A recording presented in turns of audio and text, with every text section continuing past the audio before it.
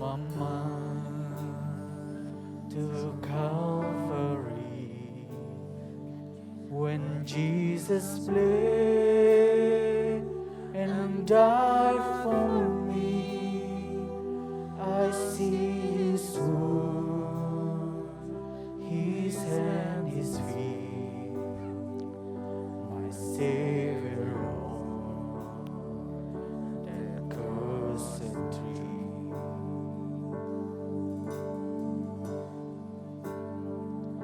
His body bound and drenched in tears, they laid Him down in Joseph's tomb, the entrance sealed by Heaven's door, Messiah's deed, and all alone. Oh, praise the name. Oh, praise the name of the Lord our God. Oh, praise His name forevermore. For endless days we will see Your praise, O Lord, O Lord our God.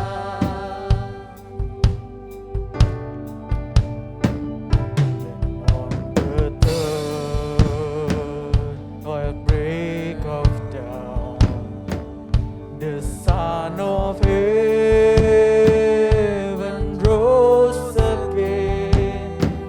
Oh, tremble death, where is your sting? The angels roar for Christ the King.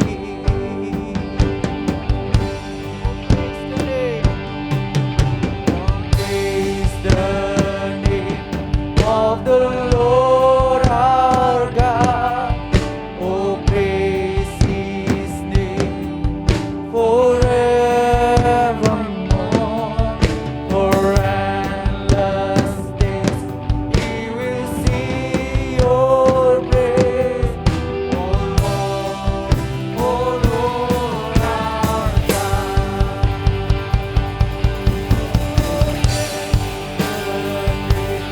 Of the Lord our God, oh, praise His name forevermore.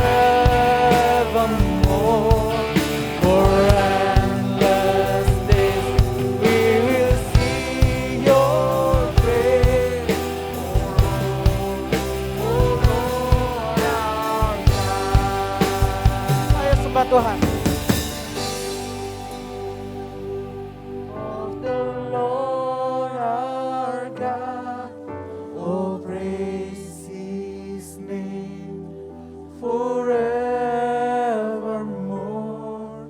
For endless days we will see Your praise, O Lord, O Lord our God.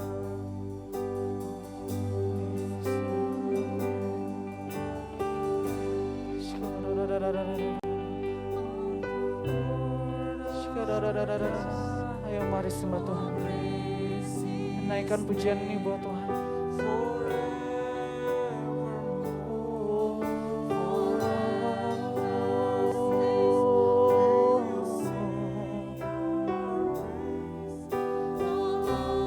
Ayo mari sembah Tuhan.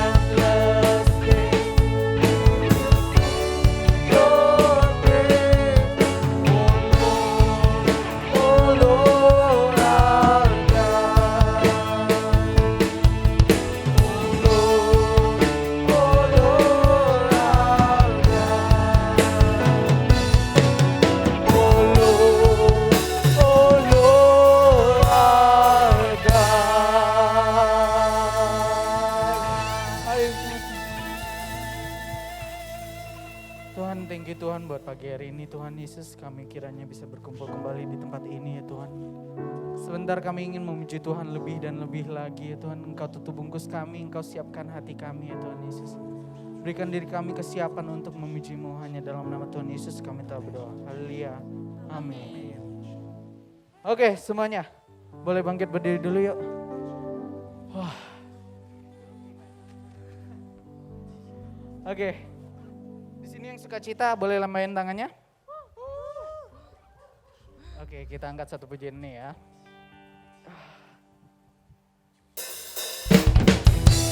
Tepuk tangan di atas kepala.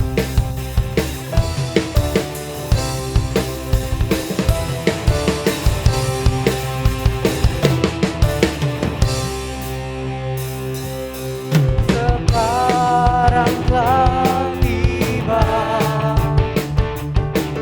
keselamatan dan kuasa dan pemerintahan Allah kita, kuasanya yang diurapinya, anak dilemparkannya para pendakwa kita. Sekarang telah tiba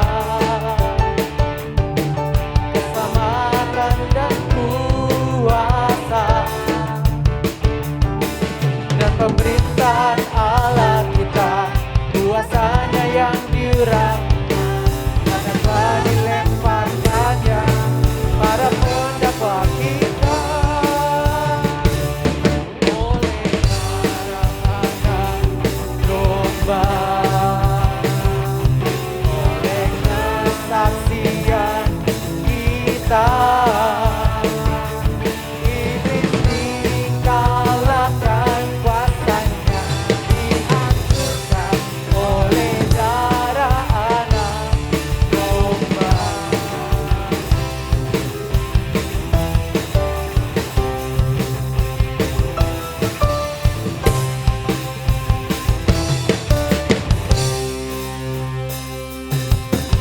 Sekarang telah tiba keselamatan dan kuasa dan pemerintahan Allah kita, kuasanya yang diurapinya, telah dilemparkannya para pendakwa kita. Oleh darah anak domba, oleh kesaksian kita, iblis dikalahkan, kuasanya dihancurkan oleh darah anak domba. Oleh darah anak domba, oleh darah anak domba,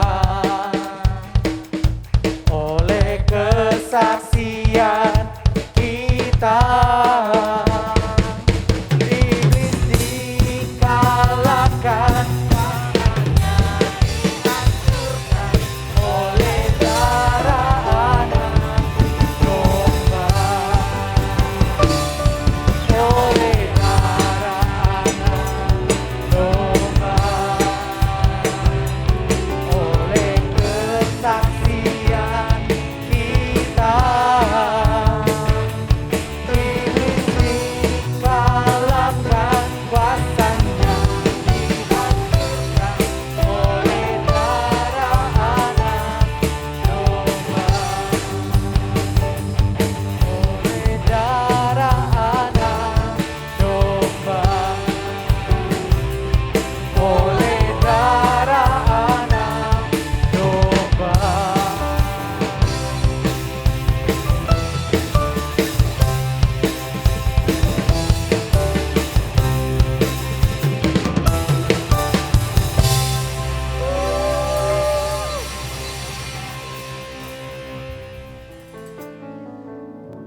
Oke, coba teman-teman aku mau tes semangatnya lagi ya, meskipun aku nggak bisa lihat kalian karena semua pakai masker, tapi boleh kali tengok kanan kirinya, kasih senyum kalian yang terbaik. Katanya kalau meskipun pakai masker masih kelihatan senyumnya teman-teman. Teman-teman aku percaya teman-teman walaupun mungkin Kita ibadahnya udah berbeda ya teman-teman, new normal. Tapi aku percaya teman-teman kuasa Tuhan gak pernah berakhir buat kehidupan setiap kita. Amin teman-teman. Amin. Siapa yang percaya kalau kasih Tuhan selalu baru buat kehidupan kita, boleh sama-sama angkat tangannya.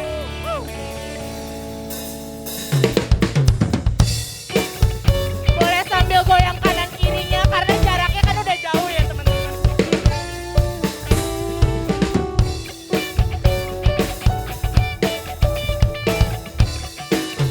Katakan kasih Allah. Kasih Allah tak berkesudahan, selalu baru setiap hari. Rahmatnya pun tak pernah berakhir. Kasih Allah. Kasih Allah tak berkesudahan, selalu baru setiap hari. Rahmatnya pun tak pernah berakhir. Boleh sama-sama angkat tangannya, katakan. Dengan sukacitaku kan menari, dengan sorak-sorai memuji. Ku naikkan pujian, haleluya, nyanyi bagi Dia Sang Raja. Dengan sukacitaku kan menari, dengan sorak-sorai memuji. Ku naikkan pujian, haleluya, nyanyi bagi Dia Sang Raja. Kasih Allah tak berkesudahan, selalu baru setiap hari. Rahmatnya pun tak pernah berakhir. Katakan kasih Allah. Kasih Allah tak berkesudahan, selalu baru setiap hari. Rahmatnya pun tak pernah berakhir. Boleh sama-sama lambaikan tangannya. Dengan sukacitaku kan menari, dengan sorak-sorai memuji. Ku naikkan pujian, haleluya, nyanyi bagi Dia Sang Raja. Dengan sukacitaku kan menari, dengan sorak-sorai memuji. Ku naikkan pujian, haleluya, nyanyi bagi Dia Sang Raja. Coba aku mau dengar suara teman-teman kali ya. Kayaknya dari sini kan kurang kedengeran mungkin.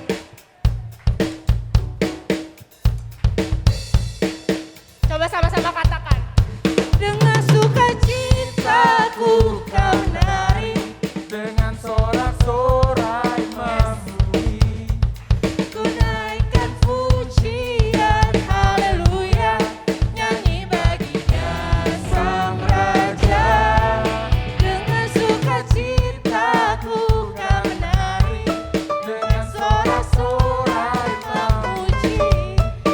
Ku naikkan pujian, haleluya, nyanyi bagi Dia Sang Raja. Ku kan menari, Dengan sorak-sorai memuji. ku naikkan pujian, haleluya, nyanyi bagi Dia Sang Raja. Nyanyi bagi Dia Sang Raja.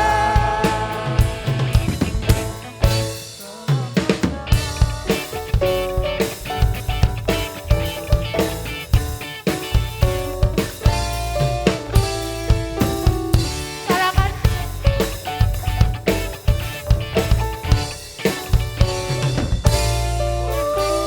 Sorakan haleluya. Boleh silakan duduk teman-teman.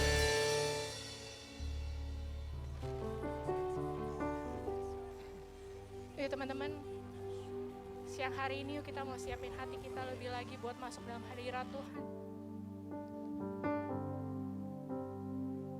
Tuhan makasih ya Tuhan, meskipun mungkin keadaannya gak sama lagi ya Tuhan. Tapi kami bersyukur Engkau Allah yang tetap sama Tuhan. Dulu sekarang bahkan sampai selama-lamanya ya Bapa. kasih ya Tuhan buat penyertaan-Mu Tuhan buat 2020 bahkan ketika kami masuk 2021 ya Tuhan Yesus. Tuhan kami gak pernah meragukan kesetiaan-Mu ya Bapa. Tuhan kami tahu Tuhan Kau bukan karena kuat dan gagahnya Tuhan. Kami gak ada sampai hari ini ya Bapa. Ya teman-teman mulai siang hari ini kita mulai renungin kebaikan Tuhan dalam kehidupan setiap kita yuk. Tuhan hari ini Tuhan kami gak mau buang-buang waktu kami dengan sia-sia ya Tuhan. Di dalam hadirat-Mu ya Bapa.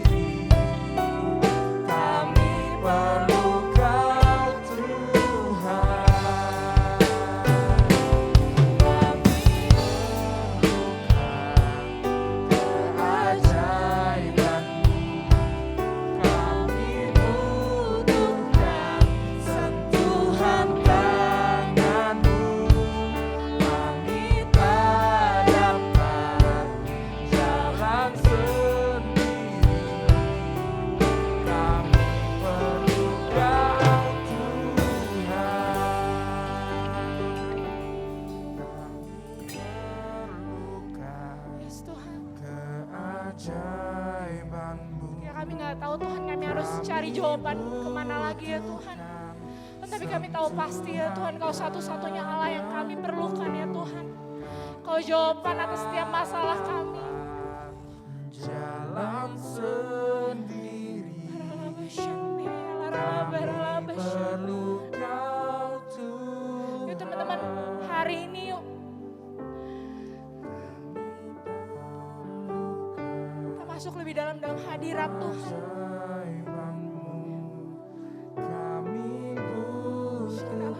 Sentuhan tangan-Mu, kami tak dapat jalan sendiri, kami perlu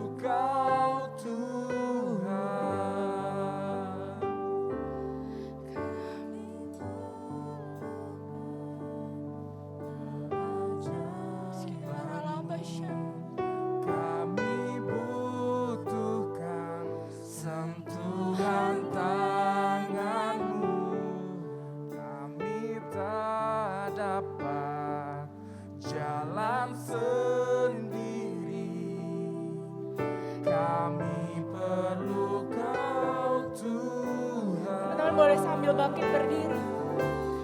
Kami perlukan keajaiban-Mu. Kami butuhkan sentuhan tangan-Mu. Kami tak dapat jalan sendiri. Kami perlukan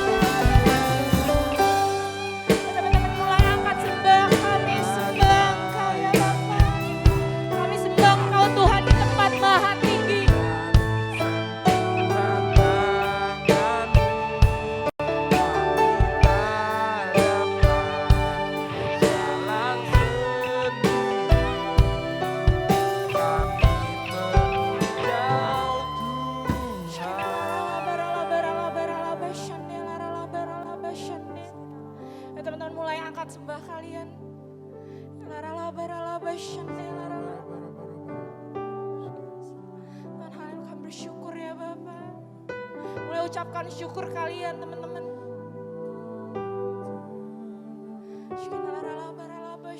Segala kemuliaan, hormat, syukur kami hanya bagimu ya Tuhan.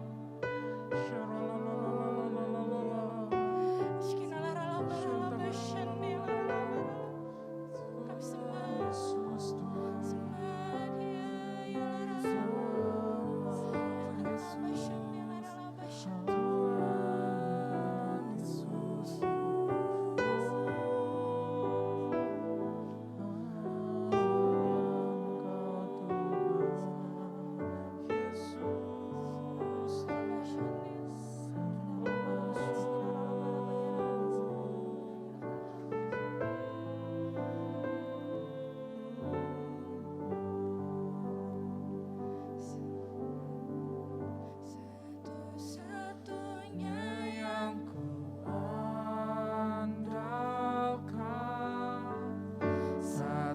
satu-satunya yang ku percaya. Engkau sumber kekuatan, sumber pengharapan, sumber kedamaian. Satu-satunya yang ku andalkan,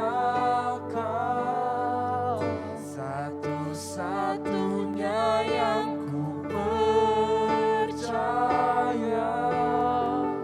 Engkau Tuhan memberkati, Tuhan penyembuhku, Tuhan pemulihku.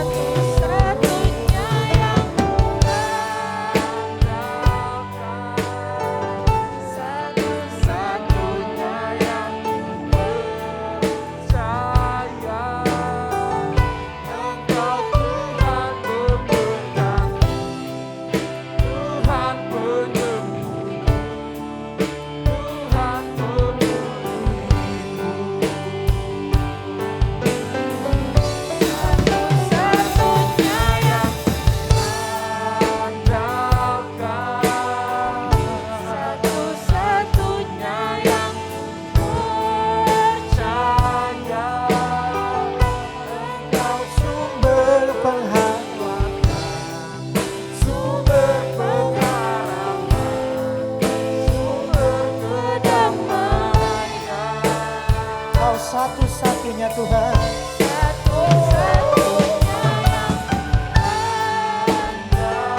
Jesus, satu-satunya yang ku percaya.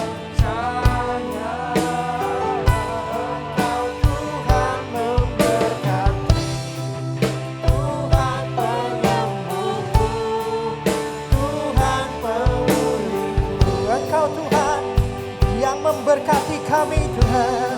Engkau Tuhan memberkati, Tuhan penyembuhku, Tuhan pemulih. Sekali lagi, Engkau Tuhan yang memberkati kami. Tuhan memberkati, Tuhan penyembuhku, Tuhan pemulihku. Beri tepuk tangan yang meriah buat Tuhan kita. Haleluya. Terima kasih Tuhan. Saya ucapkan shalom sekali lagi buat teman-teman sekalian. Wah, kurang dinyautin ya. Shalom. Oke, terima kasih. Hari ini kita bisa berjumpa kembali di dalam kasih Tuhan Yesus Kristus setelah hampir kurang lebih 1 tahun ya. Kita ketemunya online aja. Saya terakhir kayaknya kesini juga dalam bentuk online. Tapi siang ini kita bisa berjumpa kembali secara onsite di dalam kasih Tuhan.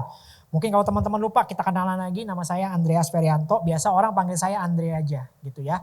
Biasa orang panggil saya Andre.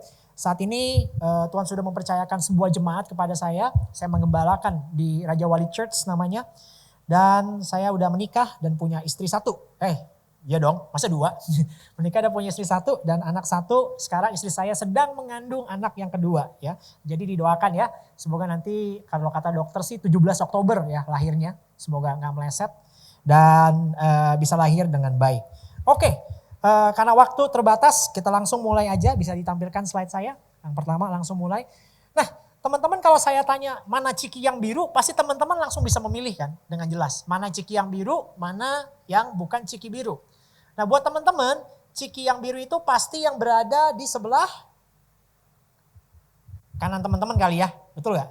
Di sebelah kanan teman-teman, ya kan? Tapi nggak gitu dengan anak saya. Jadi ceritanya gini, kenapa saya angkat ini yang pertama? Beberapa waktu yang lalu anak saya ngomong, Dedi, Geva mau ciki biru. Lalu saya bilang, oke Dedi beliin ciki biru. Cikinya yang rasa ayam kan, saya bilang gitu. Iya, pokoknya ciki biru katanya. Kenapa saya yakin ciki yang biru itu seperti yang kita maksudkan tadi? Karena beberapa kali waktu saya titipkan anak saya ke rumah mertua, saya lihat dia dengan para sepupunya tuh makan ciki biru itu. So I am very 100% yakin itu yang dimaksudkan anak saya. Tapi pada waktu saya mau membeli ciki biru tersebut, istri saya bilang, sayang tunggu dulu deh. Kayaknya beda loh apa yang dimaksudkan Geva dengan apa yang dimaksudkan kamu. Biasanya dia makan yang ring keju itu, warnanya kan biru juga. Oh iya juga, saya bilang gitu ya kan. Ya udah, saya tanya ulang sama anak saya kasih lihat fotonya. Yang mana yang kamu maksudin? Ciki biru yang covernya kuning ini, yang bulat-bulat, atau yang ring, yang warnanya biru juga? Lalu anak saya bilang gini, yang ring Dedi katanya gitu. Yang rasa keju. Lalu saya bilang sama anak saya, Geva itu namanya bukan ciki, itu namanya smack. Jadi teman-teman dari pemahaman yang sederhana ini, saya yakin kadang-kadang kita mungkin gak ngerti atau konsep kita kadang-kadang kurang tepat. Konsep yang saya pikir berbeda dengan konsep anak saya. Konsep yang anak saya pikir berbeda dengan konsep saya. Jadi kita mesti tahu teman-teman prinsipnya konsep yang benar akan membawa kita kepada pemahaman yang benar. Nah pada siang hari ini saya berharap kita ketemu konsep yang benar dan tidak keliru gitu ya. Pada saat pengirangan kita sedari muda ini di dalam Tuhan. Saya diberikan tema oleh ya pengurus yang mengundang saya, diberikan tema lebih dari pemenang. Ya, diberikan tema lebih dari pemenang. Nah, biasanya kalau kita membahas lebih dari pemenang, gambaran apa yang kira-kira, konsep apa yang kira-kira muncul di kepala teman-teman? Jadi pada waktu kita ngomong kita lebih dari pemenang, kira-kira gambaran apa yang muncul di kepala teman-teman?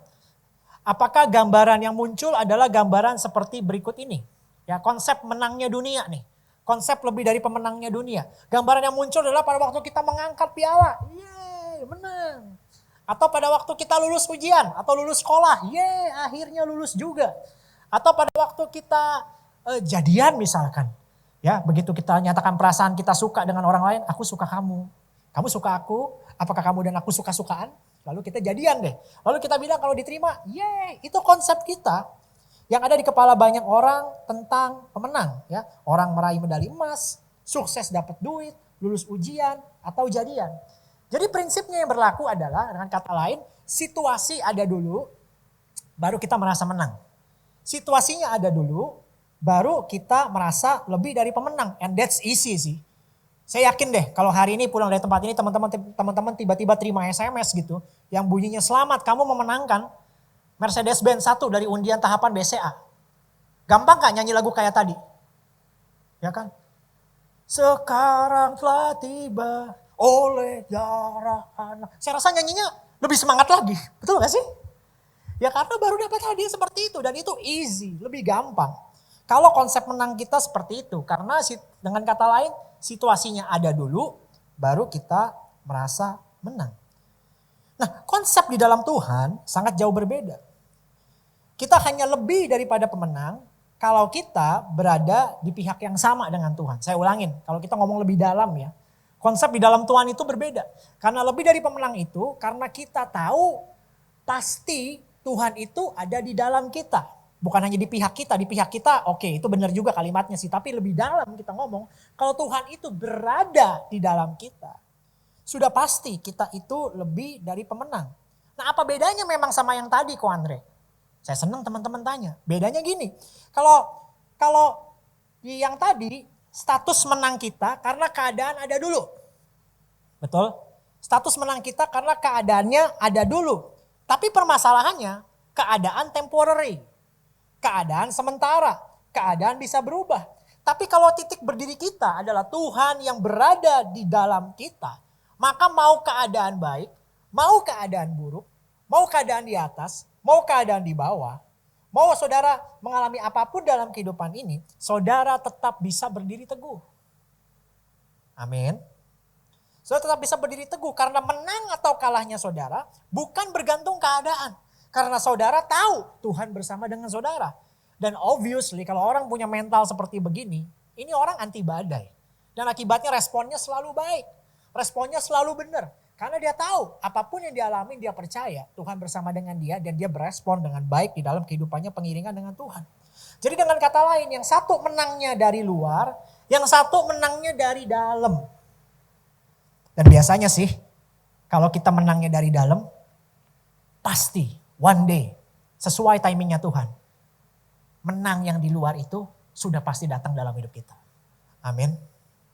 Nah ini saya pengen kita ketemu konsep yang benar seperti itu dulu. Tapi Ko Andre, ngomong enak ya, buktinya saya ikut Tuhan tapi kayaknya gak terjadi apa-apa deh di dalam hidup saya. Kok gini hasilnya? Kita bahkan mengalami momen-momen yang gak enak loh Ko Andre.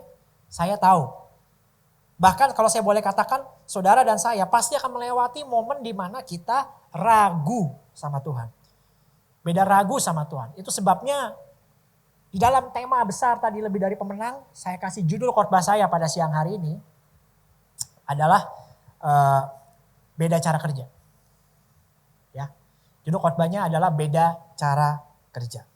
Nah, mari kita lihat satu tokoh di Alkitab teman-teman yang bernama Yohanes Pembaptis. Ya, seorang yang sangat terkenal di Alkitab. Dia itu menobatkan banyak orang, membaptis orang, bahkan membaptis Yesus sendiri. Gak ada orang di bumi ini yang membaptis Yesus, cuma dia. Ya. Dan bahkan dia bercerita, menginjil kepada orang-orang lain, bertobatlah, kerajaan Allah sudah dekat. Bahkan pada waktu Yesus datang dia bilang, aku gak pantas dibaptis kamu yang harusnya membaptis aku. Dia tahu Yesus adalah Tuhan. Nah suatu ketika saudara Alkitab mencatat dia ditangkap dan dipenjara. Alkitab mencatat ini. Di Matius 11 ayat 2-3. Di dalam penjara, Yohanes mendengar tentang pekerjaan Kristus. Lalu menyuruh murid-muridnya bertanya kepadanya, engkaukah yang akan datang itu? Atau haruskah kami menantikan yang lain? Saudara-saudara perhatikan, tadinya adegannya Yohanes itu kan gegap gempita. Gitu. Yohanes itu oke banget. Yohanes itu berapi-api banget dan tahu siapa Tuhan. Tapi pada waktu dia masuk penjara, dia kok justru malah ragu ya. Dia malah mempertanyakan, kamukah yang kita semua nantikan? Atau kita harus menantikan yang lain? Yohanes, kaliber Yohanes. ragu dan mempertanyakan apakah Yesus sungguh adalah Mesias. Saya renungkan saudara ya, kenapa sih Yohanes ragu? Yohanes ragu karena matanya melihat keadaannya. Dia sedang berada di penjara. Dia berpikir bahwa Yesus adalah Mesias yang membebaskan umat Tuhan dari penganiayaan dunia. Tapi kenyataannya kayaknya beda versi deh. Antara Yesus yang ada di otak dia dengan Yesus yang hidup itu dan kenyataannya berbeda. Dan memang sih kalau kita pelajari Alkitab lebih jauh gitu saudara ya. Di culture orang Yahudi di zaman itu, konsep Mesias mereka berbeda dengan yang kita udah tahu sekarang gitu. Buat mereka Mesias itu akan datang dengan gagah perkasa dan membangun kerajaannya di bumi, mengalahkan banyak kerajaan-kerajaan lainnya. Tapi yang Yesus presentasikan beda. Dia datang sebagai orang yang sederhana. Lahirnya aja di kandang domba. Dari kota kecil yang bernama Nazaret. Gak punya kerajaan apa-apa di bumi. Bukan keturunan darah biru. Melainkan hidupnya apa? Mengembara. Mereka tidak tahu bahwa Yesus datang ke dunia bukan buat membangun kerajaan secara fisik mestinya. Di bumi itu nanti kerajaan 1000 tahun yang akan datang. Tapi melainkan untuk membangun kerajaannya yang gak kelihatan. Yang ada dalam hati kita. Jadi Yohanes ragu. Gara-gara salah konsep tadi dengan Yesus. Nah ini membawa saya kepada poin yang pertama. Jadi poin pertama saya adalah gini teman-teman. Dalam hidup teman-teman sadarin dulu nih. Kadang Tuhan bekerjanya tidak sesuai ekspektasi kita. Tapi Tuhan selalu memenuhi janjinya. Kalau khotbah begini kurang ada amin ya.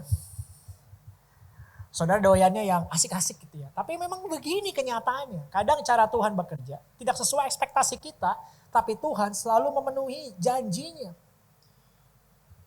Cerita tadi ditutup dengan manis juga sih. Walaupun Yohanes tidak dibebaskan. Atau malah dia dibunuh gitu. Tidak berarti Tuhan tidak menjadi Mesias kan. Tuhan tetap menjadi Mesias. Tuhan tetap mati di kayu salib menebus kita semua. Dia tepati janjinya. Dan saya yakin juga di akhir hidup Yohanes gak menyesal gitu.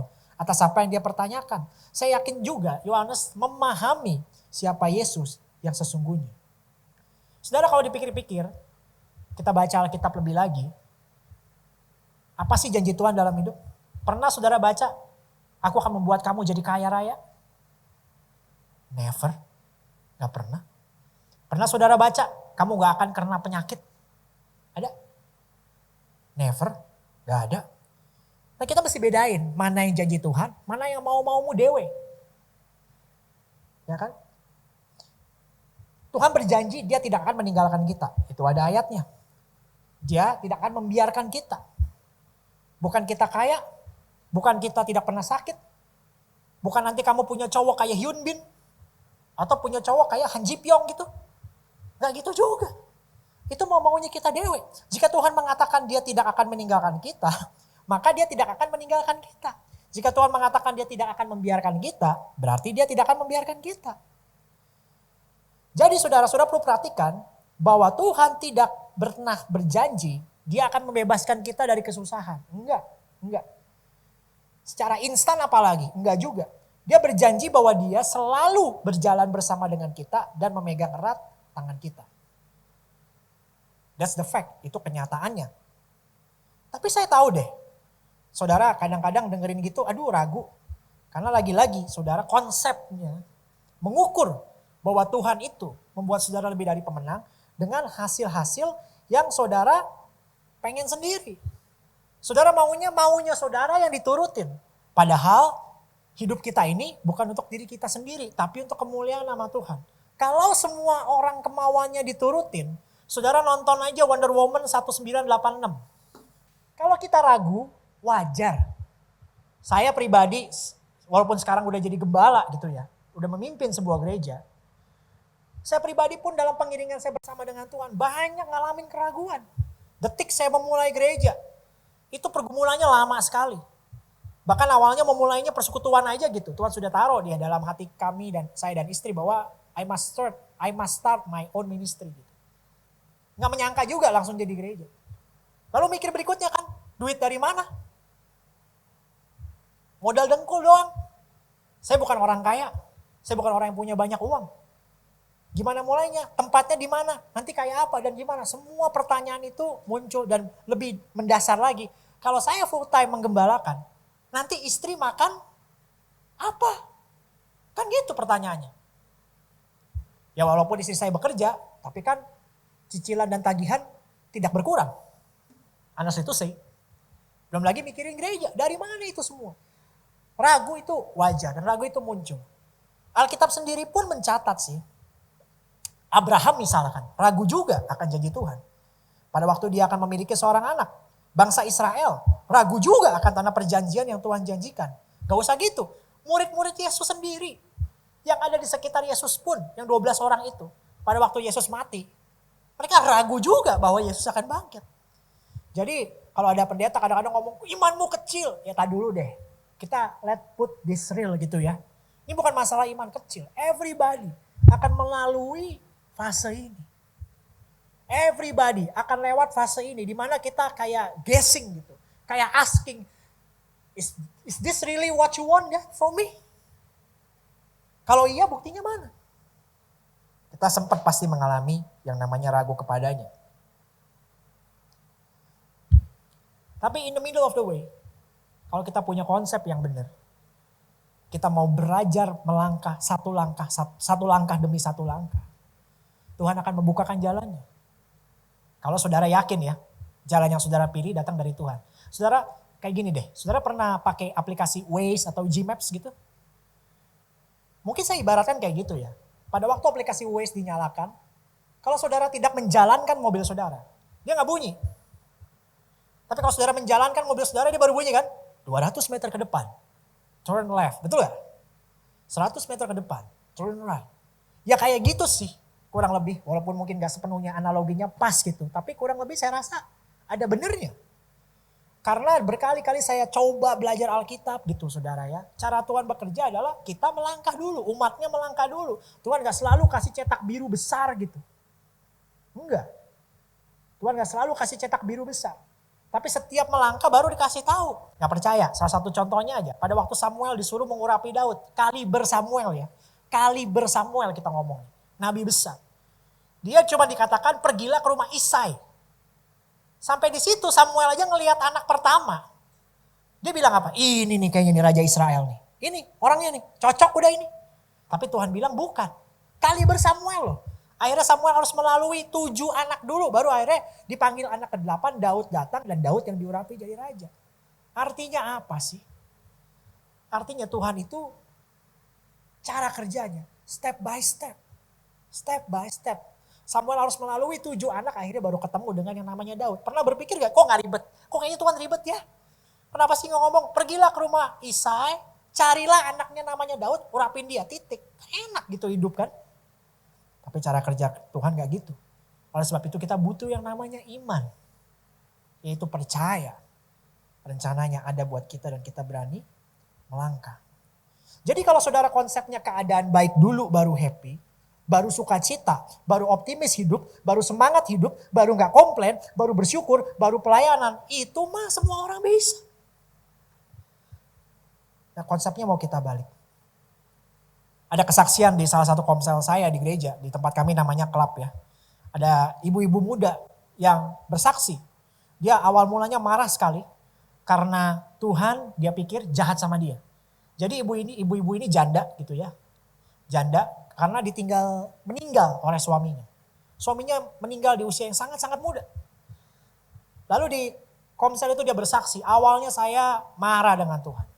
Awalnya saya gak mau melayani Tuhan lagi. Karena saya berpikir Tuhan gak adil.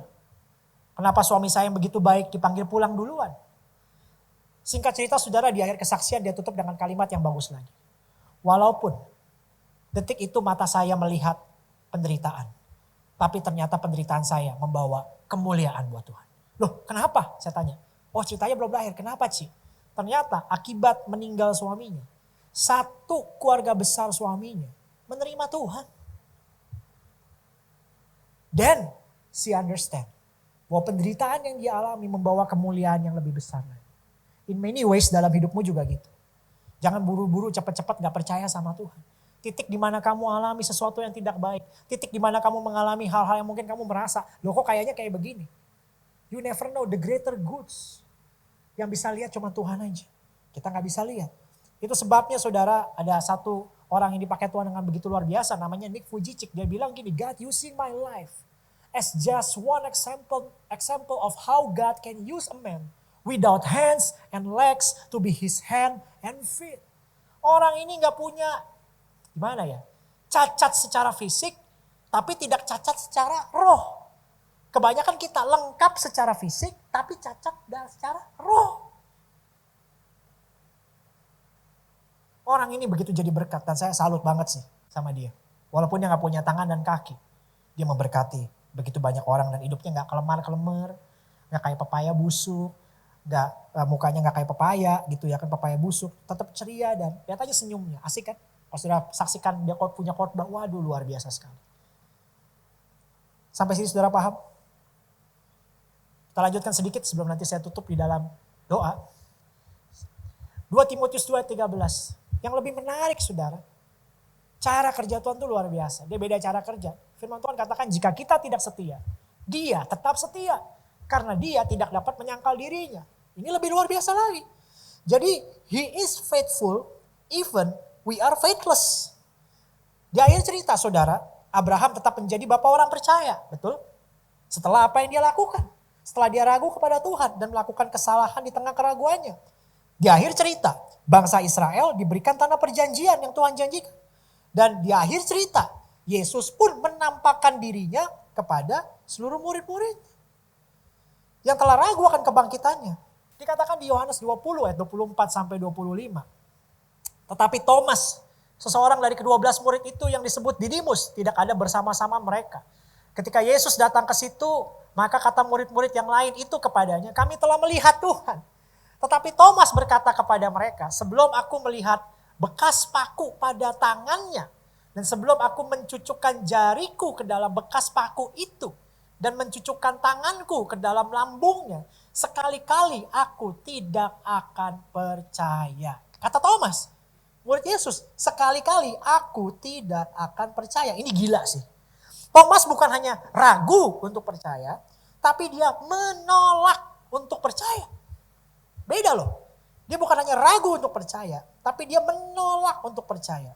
Kita seringkali berpikir bahwa ketika kita menutup hati kita untuk percaya kepada Tuhan, maka kita akan hilang seluruh harapan. Harusnya kalau jadi Tuhan di titik ini, rasain lu Thomas. Udah kamu ke laut aja. Pada waktu Thomas menolak percaya, kita pikir ya udahlah ini akhir cerita. Thomas memang orangnya seperti gitu. Bahkan kayaknya jarang deh kalau saudara punya anak, ada yang mau kasih nama anaknya Thomas? Jarang pasti. Maunya kasih nama anak tuh Andreas gitu yang keren gini. Just kidding ya. Ya kan, jarang mau kasih nama Thomas tuh jarang. Betul gak sih? Atau ada yang mau kasih nama anak Sakeus misalkan, jarang juga. Jarang. Karena image seperti itu. Dan image itu nempel loh sama Thomas hari ini. Kalau kita baca Alkitab saya sebut nama Thomas, teman-teman pasti langsung bling gitu nyala. Oh orang yang gak percaya itu. Tapi this is the story. The end of the story. Yang saya pelajari dari Tuhan kita adalah, dengar saya baik-baik, dia masih mau dan memberikan jalan masuk ke dalam hati kita. Dia masih mau dan masih menemukan jalan masuk ke dalam hati kita. Yang kadang-kadang kita nutupnya dengan rapet gitu. Dari mana saya tahu? Nih, di ayat berikutnya di Yohanes 20 ayat 26 sampai 27. 8 hari kemudian, murid-murid Yesus berada kembali dalam rumah itu. Dan Thomas bersama-sama dengan mereka. Sementara pintu-pintu terkunci. Yesus datang dan ia berdiri di tengah-tengah mereka dan berkata, damai sejahtera bagi kamu. Kemudian ia berkata kepada Thomas, taruh jarimu di sini dan lihatlah tanganku. Ulurkanlah tanganmu dan cucukkanlah ke dalam lambungku. Dan jangan engkau tidak percaya lagi, melainkan percayalah.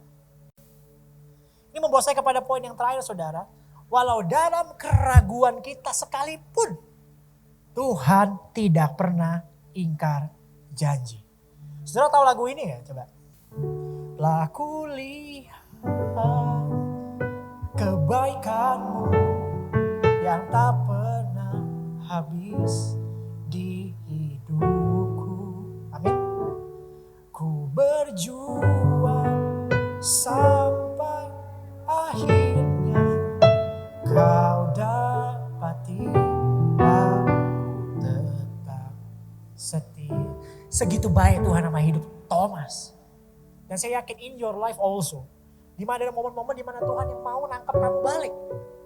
Di mana ada momen-momen di mana Tuhan kayaknya memberi kesempatan. Pernah mikir gini gak sih? Di tengah teman-teman lagi kabur-kaburnya dari Tuhan, kok kayaknya Tuhan baik banget. Pernah gak ketemu momen-momen gitu? Saya sering. Sampai malu sendiri kadang-kadang, ya ampun Tuhan. Istilah saya tuh ditampar kebaikan Tuhan. Yang membuat kita jadi berpikir ulang gitu. Tentang konsep tentang Tuhan. Akhirnya saudara, Yesus menampakkan diri kepada muridnya. Dan dia bertemu dengan Thomas. Dikatakan janganlah ragu. Percaya kepadaku. Menarik ya teman-teman. Saya percaya ada pesan Tuhan sih buat kita siang hari ini. Dengerin saya. Tuhan tidak pernah ingkar janji. Amin. Tuhan tidak pernah ingkar janji. Gak peduli keadaan kelihatan menang. Keadaan kelihatan kalah. Mau kita di atas, mau kita di bawah. Kalau kita tahu Tuhan di dalam kita. Tuhan tidak pernah ingkar janji dalam hidup kita. Saudara pasti tenang. Pasti berespon baik. Pasti tetap semangat. Ya kan? Pasti tetap berkarya.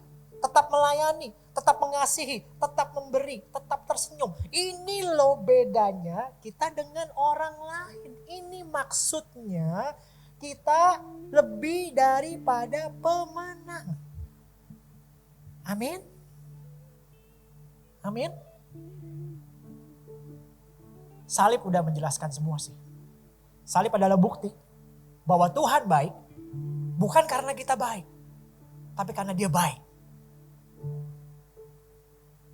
Di saat manusia paling berdosa, bukan karena usaha manusia untuk baik-baikin Tuhan, Dia baru mau turun. Itu konsep agama yang lain. Manusia menghampiri Tuhan. Cuman kita nih orang Kristen. Tuhan yang menghampiri manusia. Aduh.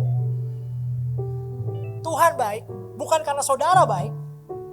Tapi karena Dia baik. And if you understand this. Kita jadi ngerti nih maksudnya ayat ini. Tetapi dalam semuanya itu. Kita lebih daripada orang-orang yang menang. Oleh Dia yang telah mengasihi kita. Sebab aku yakin bahwa baik maut maupun hidup, baik malaikat-malaikat maupun pemerintah-pemerintah baik yang ada sekarang maupun yang akan datang. Atau kuasa-kuasa baik yang di atas maupun yang di bawah. Ini dijelaskan lengkap banget sama Paulus ya. Ataupun bahkan makhluk lain tidak akan dapat memisahkan kita dari kasih Allah yang ada dalam Kristus Yesus Tuhan kita. Dan memang sih cara kerja Tuhan itu berbeda. Saudara bangkit berdiri sebagai penutup. Lihat gambar ini. Mungkin kita lihat sekarang kehidupan kita kayak begini ya. We don't understand. Kok bentuknya keriting-keriting begini sih Tuhan? Kok cuma 4 biji? Yang lain kayaknya banyak. Kok bentuknya begitu? Kok ada lubangnya? Kok ada benjolnya? Kok gitu sih Tuhan? Hari ini kita mungkin hanya melihat ini. Buat kita mungkin gak baik. Karena yang kita mengerti adalah itu. Satu keping puzzle itu. Tapi bukankah kepingan puzzle itu? Kalau dikumpulkan dalam hidup kita step by step, langkah demi langkah kita percaya kepada Tuhan. Kepingan puzzle itu kalau kita sadari sebenarnya bisa jadi adalah bagian dari satu gambar indah seperti ini maybe. If kita melihatnya dengan lebih luas lagi. Kita melihatnya dengan lebih besar lagi. Buat kita mungkin gak baik, kita gak mengerti. Tapi di mata Tuhan ada rencana yang indah dalam hidupmu. That's why. Mari kita hidup. Menangnya itu dari dalam. Karena cara kerjanya beda kita orang Kristen. Yang percaya katakan, amin. Mari kita tundukkan kepala dan kita punya satu lagu ini. Selidiki aku, lihat hatiku. Lihat hatiku, apakah aku mengasihimu? Mengasihimu, Yesus kau yang maha tahu. Dan menilai hidupku Tuhan. Dan menilai Thank you Lord Jesus. tak ada yang tersembunyi. Sekali lagi dari awal selidiki aku. Selidiki aku, lihat hatiku.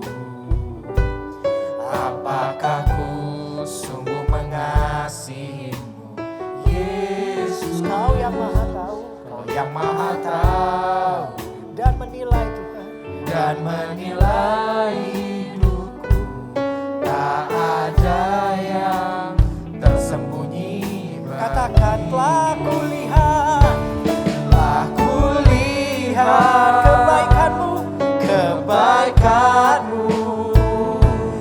yang tak pernah habis di hidupku. Ku berjuang Tuhan, Ku berjuang sampai akhirnya Kau dapati aku. sekali lagi angkat tanganmu dan katakanlah kulihat Jesus, Kau yang selalu baik Tuhan. Yang tak pernah habis di hidupku. Ku berjuang Tuhan, Berjuang sampai akhirnya Kau dapati aku tetap setia. Tuhan Yesus, ini kami semua anak-anak mudamu di tempat ini.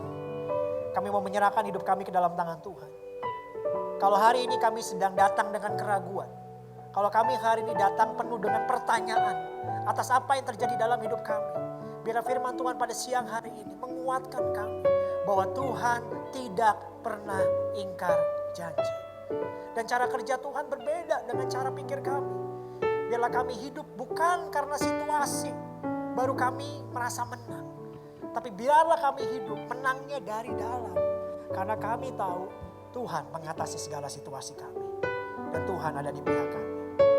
Tuhan Yesus, aku berdoa dalam nama Yesus, semua yang berjalan dalam pergumulan, semua teman-teman yang mungkin dalam permasalahan, aku berdoa di dalam nama Yesus, biarlah iman mereka, mata mereka bisa melihat betapa baiknya Tuhan dalam hidup mereka. Aku berdoa semua generasi muda di tempat ini bukan kaleng-kaleng yang remeh, yang receh, yang kena keadaan tertentu langsung hilang kepercayaannya pada Tuhan. Aku berdoa dalam nama Yesus akan bangkit satu generasi yang tahu persis siapa Tuhannya. Bangun satu generasi yang mau berjalan dan percaya dengan iman yang besar dalam Tuhan. Aku berdoa dalam nama Yesus terjadi tempat ini. Terima kasih Tuhan, firman-Mu sudah selesai hamba-Mu taburkan. Bahasa hamba terbatas, tapi biarlah Roh Kudus yang menjadikan rema dalam hidup kami. Apa yang sudah ditaburkan. Terima kasih Tuhan Yesus. Di dalam nama Tuhan Yesus. Semua yang diberkati katakan bersama-sama. Amin. Kasih tepuk tangan yang meriah buat Tuhan kita. Terima kasih buat teman-teman semua yang udah tune in, gabung di ibadah kita hari ini. Saya percaya ibadah tadi memberkati teman-teman semua. Dan teman-teman jangan lupa buat tetap terhubung sama kami. Buat teman-teman yang mau tetap connect sama kami bisa ke IG, habis itu search gmcc.tac dan juga search di YouTube TAC GMCC. Nantikan konten-konten kami berikutnya ya. Happy Sunday, Tuhan memberkati.